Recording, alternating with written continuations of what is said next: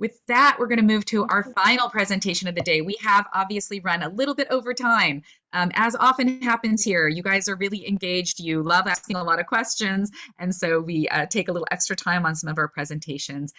We do have some very exciting announcements with the General Hospital feasibility study, which I'm delighted to share with you all today.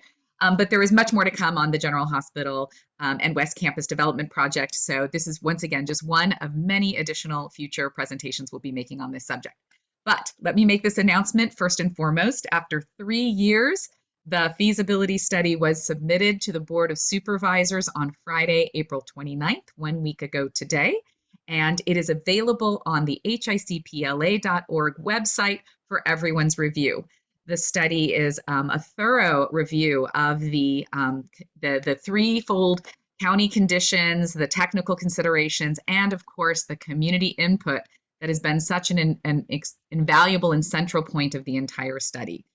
So we'll go through some highlights of the study in just a minute, but just wanted to reflect that the website has the study available for you to read or download. So please check it out. We also have an opportunity for people to leave feedback, to leave a comment card. An online comment card on the study is available on the website as well. And just one thing to mention, the study was produced in English, but we at HICP will be translating the summary portion of the study into Spanish and posting that on the website as well. So stay tuned for a Spanish language version of the summary report. So here's some highlights of the study. First, let's take a look at the table of contents. Kelly Quinn has joined us from CEO's office. This is, the labor of love of her team and the entire project team. It comes in at about 600 pages strong across both the main report and the appendix. So there's a lot to review in this document. But you'll see in the main report, there's the introduction and key findings. There's the origins of the study, which include the motion and Supervisor Solis's vision for the campus and the Healthy Village. Then the study looks at the process itself, particularly focusing on the community engagement process, how they developed county requirements and looked at the technical considerations. Then there's a rich report on the community engagement findings, as well as the existing conditions and improvements analysis, some market analysis, affordable housing analysis, finally dovetailing into a reuse framework and illustrating some of the potential funding sources. That's in the main report. The appendix includes a wealth of rich materials that informed all of the report findings, including a great wealth of detail around the community outreach and engagement, historical analysis, improvements that are under consideration, and that market research and affordable housing analysis. So you'll see here kind of a summary of the reuse framework, in particular looking at the community voice and where community has elevated their priorities and their needs for this campus to really fulfill its greatest purpose of being a community serving hub and space located on the LAC USC Medical Center that improves the quality of life for patients, for community members, and for the surrounding areas. The priorities are listed here in alphabetical order, but just to highlight some of the key ones that were brought forward. Really an incredible interest and need in affordable housing, including deeply and extremely low income and for families. Ideas about after-school science, technology, engineering, and arts mathematics center for youth. Ensuring that we continue to enrich our campus with arts and cultural spaces, as well as commemorative spaces that really reflect the history and create a community here on our campus. We want, of course, to emphasize community services, health and social supports, ideas for a library, as well as really emphasizing locally based retail, and of course, the neighborhood grocery store that is the fond wish of many, many people in the community. Looking at open spaces, obviously considering the needs for parking and other services that might include a preschool, daycare, a senior center, or the low-cost extended stay hotel for families visiting patients at the medical center campus. And of course, always a reflection on workforce and economic development opportunities, ensuring that there is indeed, like Guadalupe was saying, there are the county requirements, but there's always our aspirational goals which exceed those to ensure we create opportunity for our local community. As we look at the county requirements, we'll ensure that General Hospital meets all the applicable building codes required for the facility. That's an incredibly important opportunity and cost center to be sure that we improve our general hospital and make it accessible and useful for future purposes. Of course, our beloved LAC-USC Medical Center, the jewel in the crown of public health care in the County of Los Angeles, we want to continue to accelerate the great work of this campus and ensure its future as an innovator and as cutting-edge medical care, best-in-class care for a world-class community. We want to, of course, reflect on the different policies that will pertain to the campus and making sure that we can, once again, continue to retain those core functions that are required of our healthcare campus. Technical considerations. Well, I think you've heard it at this table many a time that these are very complex areas and sites that are being considered for redevelopment, and there's a wealth of concerns and considerations that need to be taken into account as we move into future development phases. Once again, the study's goal really was to bring in all of these ideas and considerations together to land in the center space of a reuse framework that will inform the RFP process and ultimately be the foundational element of how developers can develop their proposals that they will submit to be considered for a role in the in the campus, in the General Hospital and West Campus development. So this is a balancing act of those community inputs and needs, the technical considerations, and the county requirements that we just mentioned in summary. Here's a little bit more of a reflection on a few of the community inputs that were discovered through the process. In particular, we kind of laid them out in 3 different slides, one around community stressors, in particular looking at those incredible challenges that the community faces and how do we leverage those challenges that the community is feeling to really make a campus development that will serve and ameliorate some of those stressors. In particular, looking at COVID, that has magnified a lot of the economic stressors, including closing of small businesses, lack of opportunities for small business owners, and access to safe, clean street vending opportunities. All of those have been really challenging in the community and exacerbated by COVID. We know that there's concerns for environmental justice and pollution that has particularly hit this community hard. There's a lot of food insecurity issues. And then, of course, the gentrification concerns. As we see so much development happening in downtown Los Angeles and the surrounding communities, there's really a need to address that opportunity to maintain some community stability and keep local residents local. We also, have a community that suffers from high unemployment. There's certainly the homelessness concern that's been discussed a lot here, lack of adequate public transportation and access to the broader LA landscape. And then the community engagement opportunities and making sure that we fulfill upon those. Mental health services and limited parking for hospital patients and neighborhood residents. I'm delighted to say that in the context of this HICP meeting, we've touched upon many of those issues because we do hear them time and again that they are really challenges felt deeply by this community. So as we pivot from the stressors, then we look at the priorities expressed during the community engagement process.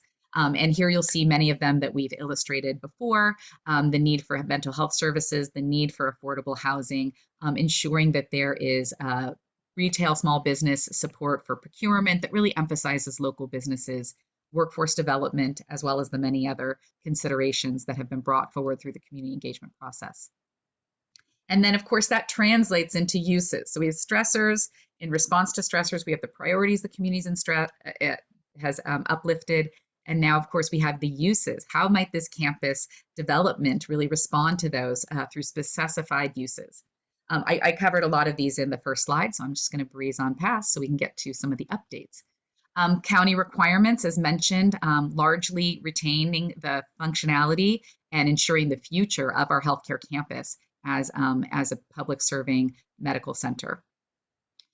Technical considerations, as also has been described here many times, our general hospital, the building behind me in my picture, it has a lot of challenges at this point. Having been opened in 1933, it is severely out of date in many ways and needs extensive remediation to become a functional space for any purposes.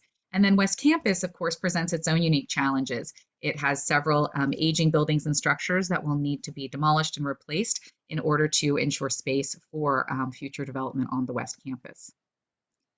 So with that, I'm going to pause, or I'll highlight what we're going to cover in the rest of the meeting. At this point, we're about 6 minutes to go. I hope people might be able to stay a little bit longer, as I imagine there will be some questions, and I still want to allow some time for Doug Cohen from WEDAX to do a quick overview of next steps with our RFP process. But just with regard to the study itself, we will be hosting our final community meeting on June 2nd. We are actively creating opportunities for comment on the feasibility study. We have some responses already received. We have a comment card opportunity on our website. We're going to be having comment cards available at Hospital Week next week on our campus. So if you're joining us for those activities, please stop by the Wellness Center booth to leave a comment. And then we will be doing a survey at our community meeting on June 2nd. We're also looking to, like I say, translate the study report into Spanish to post to our website. And then, of course, the entire project is now pivoting to the RFP process. So Community at Large meeting number 5 coming up on June 2nd. You can register for that to receive updates on our HICPLA.org website. And then we have here some feasibility study feedback that we wanted to share out with you. Rosa, would you like to walk us through? And anything that I missed in my lightning fast coverage of the study report highlights.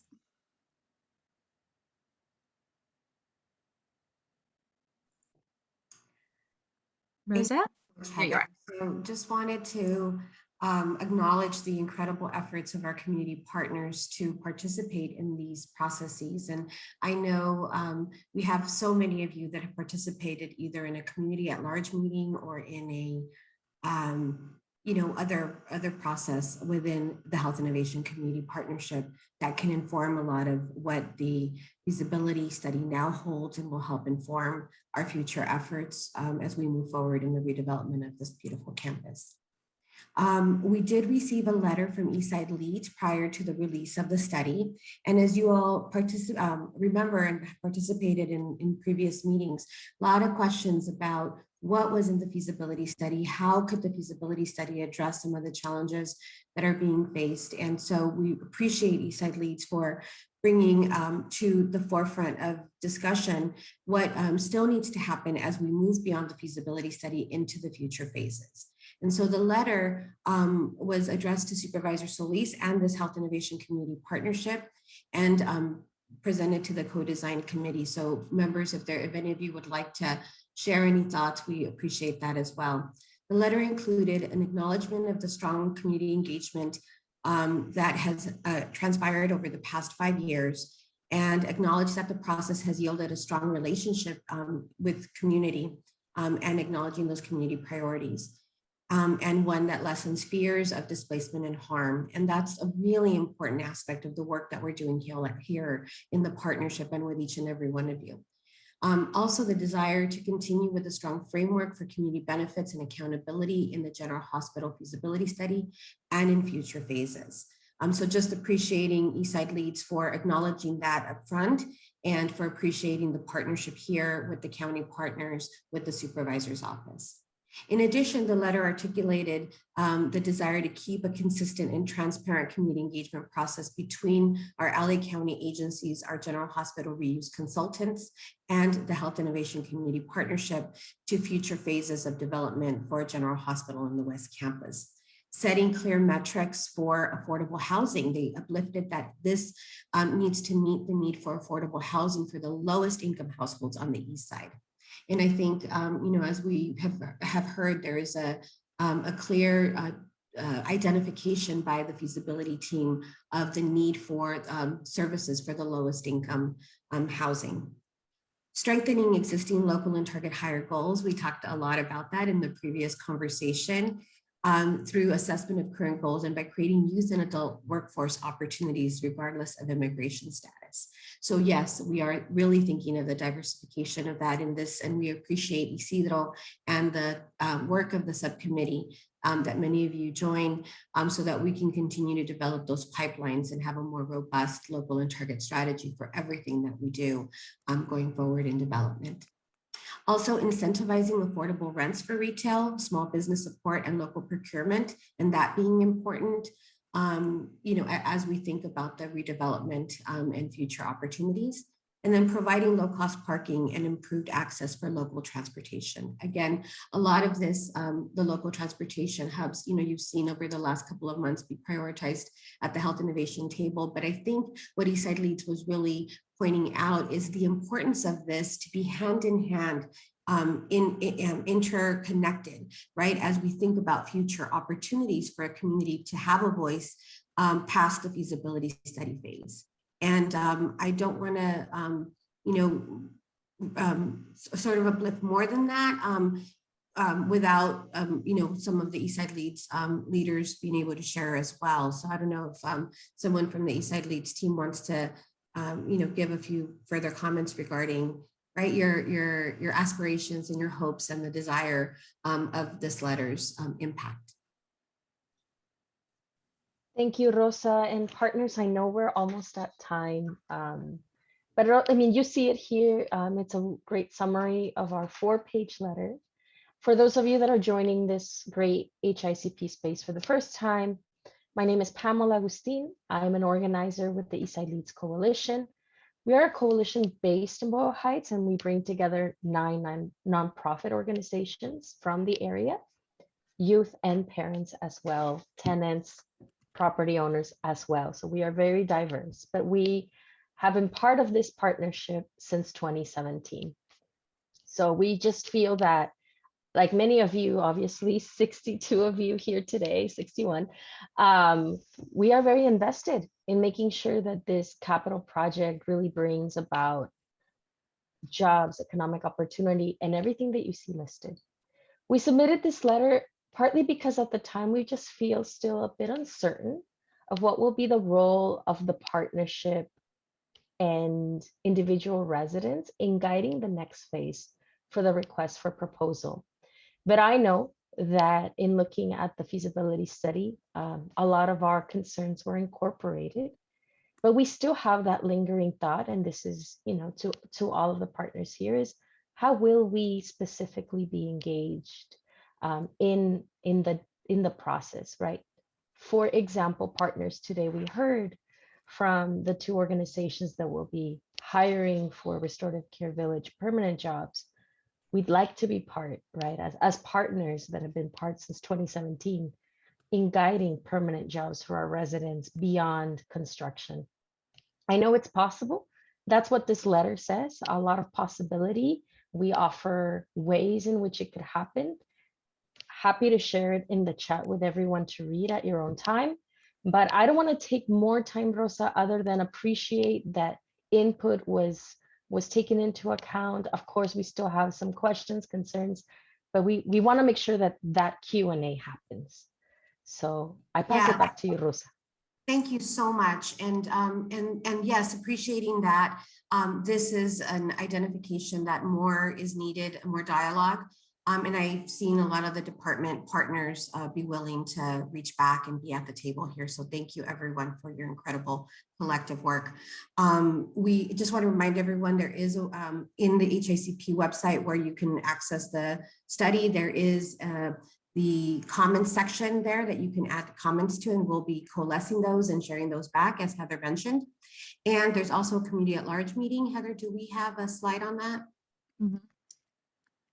All right, so community at large meeting will be on June the 2nd from 5 to 7 p.m., also via Zoom. We would like to open up the Wellness Center to have computers available and a larger screen if people want to come and see it in person here with us. And I know a couple of the other partners have offered to do that as well. We'll be posting those opportunities on the HICP website, and we'll send an email reminding everyone of that opportunity.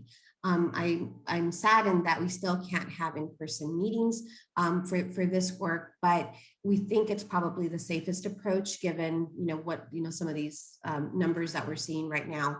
So we do want to ensure that there is access to in-person for those who haven't been able to join us. So please stay tuned and help us spread the word so people can come and share during that meeting. We've also extended the meeting from 5 to 7 so that we have a bit more time, right, for community discussion. So Kelly, to you, to your team, thank you so very much, not only for leading the effort and this incredible study, but for being exemplary partner at the table here, and always willing to uplift, what can be done in addition through other opportunities at the county. So thank you guys so very much.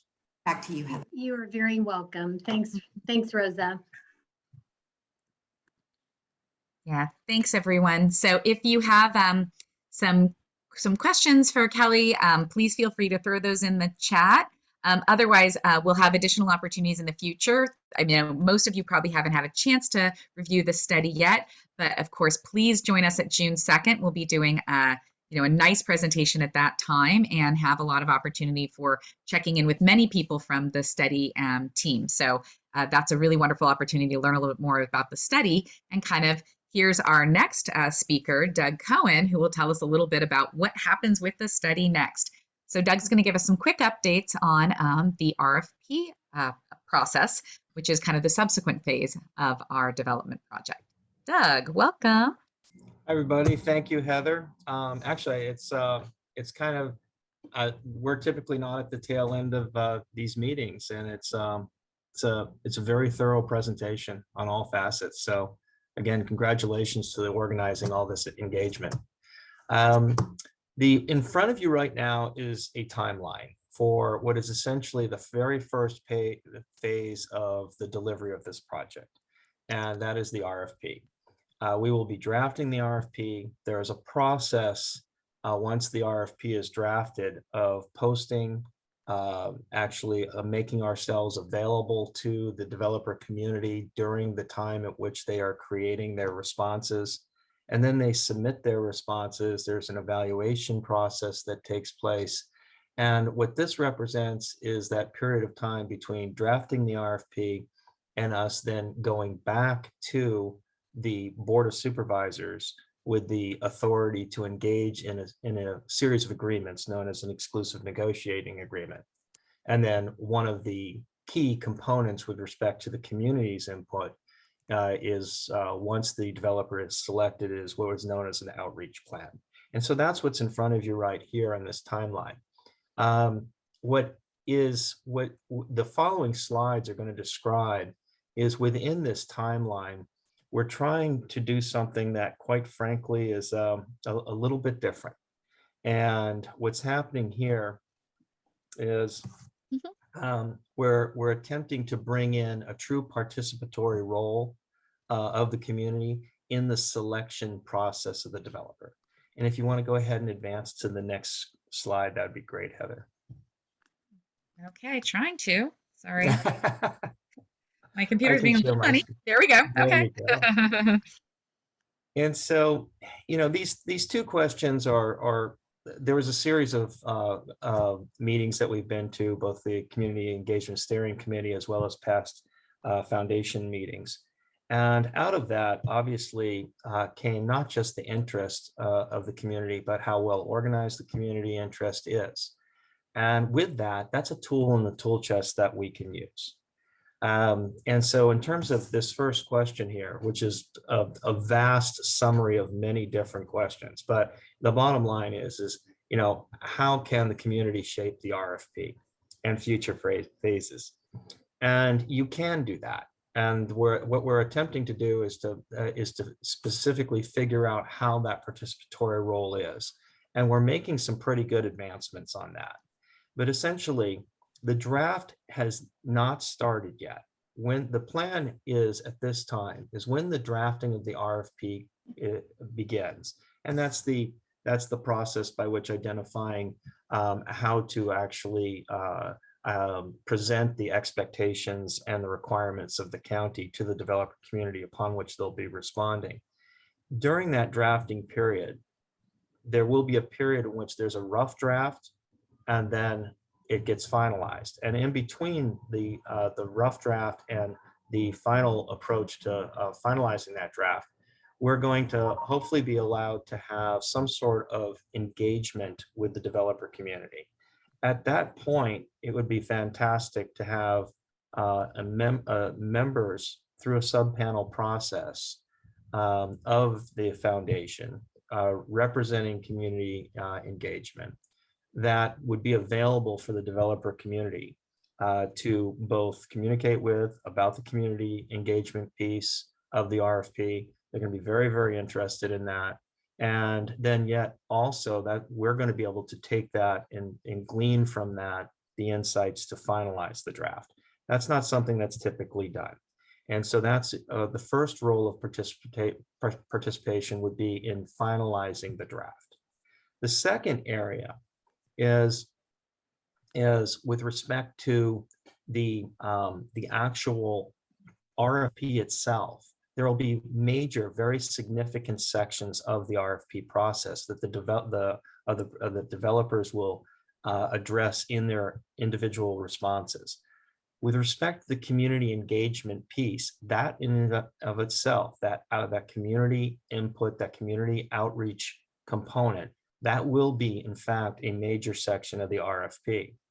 And this is where, and you might want to maybe go ahead and forward to the next slide. This is where we're starting to have some real discussions about how to formulate that. How do we bring in the foundation into that process where the developer proposals are being reviewed? And we think we're making progress on that through the use of a subpanel, and a subpanel that would come in and actually be able to be the, if you will, the community review of the developers' proposals, those sections specific to community outreach. And then with that, a recommendation is then made to the evaluation panel that scores and selects the developer. Once the developer is selected, there is and this is more of a typical situation.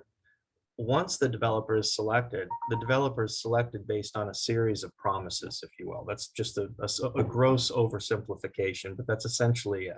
They make promises, they're evaluated on their capacity to deliver on those promises, and they are selected. And I think we've all received notices at one point or another, come to a public hearing, and we're going to hear all about this development that's going to occur. Well, that's water under the bridge. That's after the developer has already been selected. In this instance, what we're talking about is the community engagement piece is already helped draft the finalization of the RFP and has also been a participant in the recommendation that led to the scoring and selection of that developer. Those are unique and different. Now we get to that community piece after the developer has been selected. And while that's a typical element where you get the notice to come to the public hearing and talk to the developer about the project that they have been selected to build, at that point, though, you now have been, the community itself has been part of that whole selection process, the creation upon which they were selected. And so the oversight in terms of, let's say, enforcing the promises made, there's a much greater understanding of that. And so that's what we're hoping to do with this process at this point. And like I said, it's we've been engaged very early by the foundation. This is not something that we're halfway down the road and completed on. The foundation reached out to us very, very early, and so we're all part of this process as it's being born right now, if you will. And that's the update for now. Thank you so much, Doug. So I see active chat going on. Thank you, Kelly, for being quickly on the chat. Is there anything you'd like to speak to out loud, Kelly? Sure, I'll just circle back to Natalie's question. Thanks for your question, Natalie. Unfortunately, it's not easy to get that kind of information. You'd think that the county would track this information building by building, but we don't. We will reach out to the Department of Health Services and see if they have an estimate for what they're spending on General Hospital, and we will provide that if we can get that information. And then I wanted to address, yeah. Could I ask a follow-up on that topic? If it is a significant amount of money, is it possible that that's being used currently as for upkeep, or maybe even that would be anticipated as a liability in the form of like deferred maintenance? Yeah. Is it possible that could maybe signal an additional funding source? 'Cause I saw in the feasibility study, county general funds is not included as a possible funding source. So basically, if the county is currently spending money and would otherwise be spending money on this property, could the county keep sort of pitching in to maybe make more affordable housing or lower rents feasible? Yeah, sure. Great. A good question, Greg. So there are about 1,000 people working in the building, the majority of which are Department of Health Services employees. And of course, the Wellness Center is there, and there's a Navy training facility. So the Department of Health Services would need to vacate the building along with the other functions, either permanently or temporarily, in order to allow renovations to occur. And I suspect they may need to take that budget with them, but it's certainly something that will be looked at as part of the RFP phase and as part of negotiations with developers. Okay, thank you. Sure. I can turn to Monica's question. I'll just read it aloud. Good morning, everyone. When I looked at the feasibility study, it seems that all the affordable housing will be in the hospital and the other acreage will be more part of commercial uses. Is this correct? The hospital redevelopment is the hardest part of the project. I'll start with your last sentence. Yes, you are correct. The hospital redevelopment is the hardest part of the project because it's a building, as you know, that was designed in the late 20s. So it's coming up on 100 years of its design, and then was completed in 1933. And it's quite large as well. So that is the challenging part of the project. It will be up to the development team to decide how best to allocate a variety of uses, including affordable housing across General Hospital and the campus. The study specifically does not recommend or indicate what that allocation should be, because as Doug Cohen has described very well a few times, we really want to give the developer team maximum flexibility to come up with a solution that works financially as well as meets the community's priorities and uses and the county requirements, and then factors in all of those technical considerations.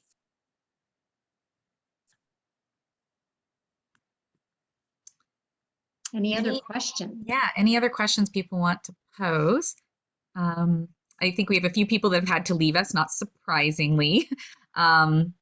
Vivian has some questions about workforce housing for people employed at LAC USC. Oh, great. I'm sorry, I didn't catch up. It just showed up, and it's but that- that's the summary of the question: is workforce housing.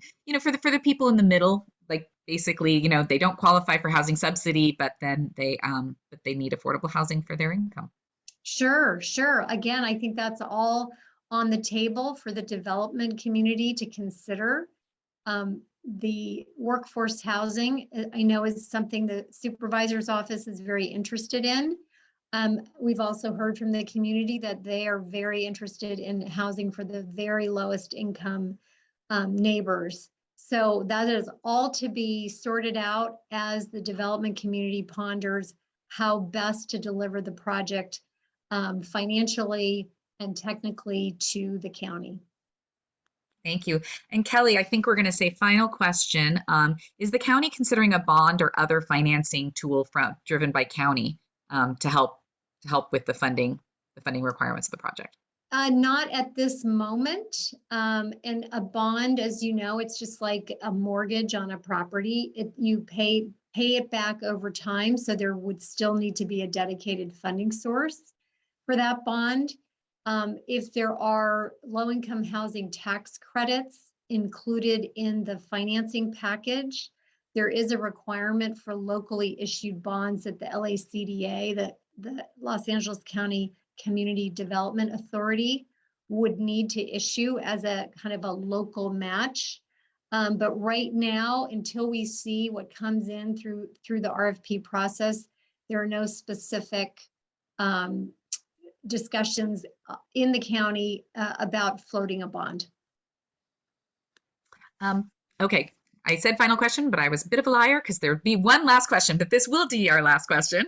And it's from Pam. She's kind of asking about what are the revenue generating considerations from the campus, and is there any? I'm going to summarize your question or comment, Pam. And is there any sense of a revenue sharing model that might include some county receiving some of those funds for future uses or revenue generating purposes on the campus? So again, that would all be part of the negotiation with the selected developer. And it could be something that the selected developer indicates in their proposal to the county.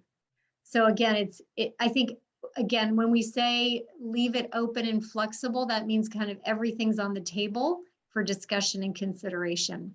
And the most creative development team, again, we're looking for best in class level developers to tackle a potential project of this scope and scale with two very different components. Renovation of a very large historic building is not something that all contractors have experience with and all developers have experience with. And the new construction on West Campus is again a different kind of project. So maximum flexibility allows for all sorts of creative ideas, and this could be one of them. Thanks for the question. Great, really interesting dialogue, great questions. Doug, do you have any final comments about anything you've heard discussed? Because as Kelly says, much of this will then live in the RFP and then in those developer proposals and ultimately negotiations. Yeah, and thank you for letting me have the time here. So the RFP, really what we're doing is we're assembling all the expectations of the county, of which obviously the community engagement piece is a significant portion of that. And then it's a matter of how do we best do several things? How do we best take those expectations and present them clearly to the developer community so that they clearly understand that where they want to emphasize their capacities for both not only construction, but also for project financing. And the reason those two elements are very important for us to understand on our side is we're taking those expectations, we're presenting a platform for the developer community to see the expectations and then see where it is that they can sharpen their pencils, because this is in a competitive environment. And what we want to make sure of is that the more certainty we provide the developer community as to what our expectations are, the less second guessing they have to do, and the more they can sharpen their pencils in that competitive environment. So I know that's a lot of words being mashed together, but that's essentially what our role is in creating this RFP. The second element is the strategy in which we get in front of best in class competition. So it's not just best in class, it's best in class competition. We want, if the world is the eyes onto this deal, so be it. But we have to identify how we present that platform, to the greatest number of the developers that can compete openly with each other. Thank you so much, Doug. I know Guadalupe, you wanted to chime in with a final comment, and then I think we will be concluding today's meeting. I know you'll be seeing Doug and Kelly back again at some future meetings as we wrap up this portion of the incredible effort that's come to date and the incredible effort that still lies ahead. But Guadalupe, please wrap us up. And I just want to thank, all our membership here for all the really great questions. But as Doug and Kelly have indicated, we're at a point that it's too soon. We know that definitely there's community engagement that's going to continue. We're very committed to that. And Doug provided, some of the areas where definitely there's a lot of room for that. And in regards to the financing, I know that, we're trying to also, attract state funding to help with, furthering the affordable, housing units on the site. And so that's a strategy that we're doing. And I think overall we'll know more once, there's responses, to the RFP, what that looks like, right, on some of the questions that were asked. And in addition, just other funding that will come about. But we are actively looking for ways how we can bring resources to this effort that is a very key priority for all of us.